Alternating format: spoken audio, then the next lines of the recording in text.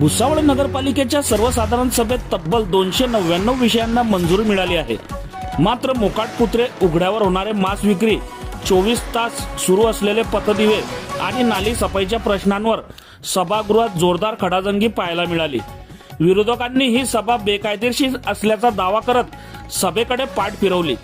भुसावळ नगरपालिकेच्या प्रभारी नगराध्यक्षा शैलजा नारखेडे यांच्या अध्यक्षतेखाली गुरुवारी झालेल्या सर्वसाधारण सभेत एक विषय वगळता तब्बल 299 विषयांना बहुमताने मंजुरी देण्यात आली.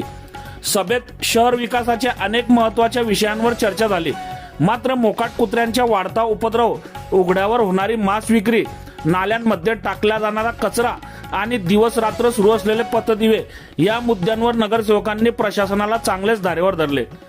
पालिका प्रशासनाने दोषींवर कठोर कारवाई करण्याचे आश्वासन दिले, तर दुसरीकडे राष्ट्रवादीच्या नगरसेवकांनी ही सभा बेकायदेशीर असल्याचा आरोप करत जिल्हा अधिकाऱ्यांकडे निवेदन देऊन सभेवर बहिष्कार टाकला. नगरसेवक किरण कोलते यांनी शहरातील महापुरुषांच्या नावाने असलेल्या उद्यानांची दुरवस्था उघड करत दोषी अधिकारी आणि कंत्राटदारांवर कारवाईची मागणी केली. नगरसेवक गिरीश महाजन यांनी घरपट्टी सर्वेक्षणातील त्रुटींवर प्रश्न उपस्थित केला, तर बबलू बराटे यांनी पालिका संकुलातील सार्वजनिक शौचालय दुरुस्ती करून पे अँड यूज तत्वावर चालवण्याचा प्रस्ताव मांडला. सभेतील सर्वाधिक आक्रमक भूमिका पिंटू कोठारी यांनी घेतली. नाले सफाईच्या रखडलेल्या कामांवर त्यांनी प्रशासनाला जाब विचारला.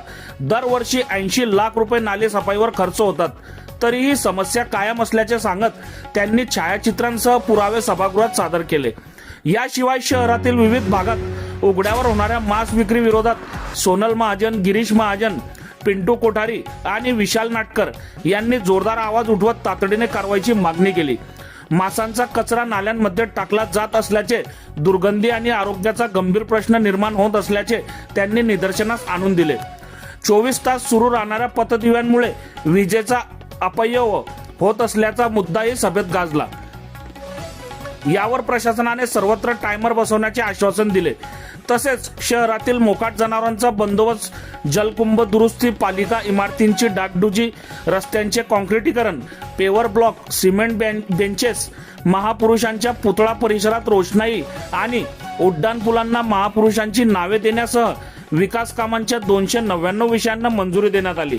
मात्र LED पथदिव्यांचा देखभाल व दुरुस्तीचा विषय क्रमांक 37 सभागृहाने एकमताने फेटाळून लावला. बघत रहा MH19 न्यूज. मुख्य संपादक श्रीकांत वानखेडे सोबत ब्युरो चीफ जोहेब सय्यद, जळगाव जिल्हा, महाराष्ट्र.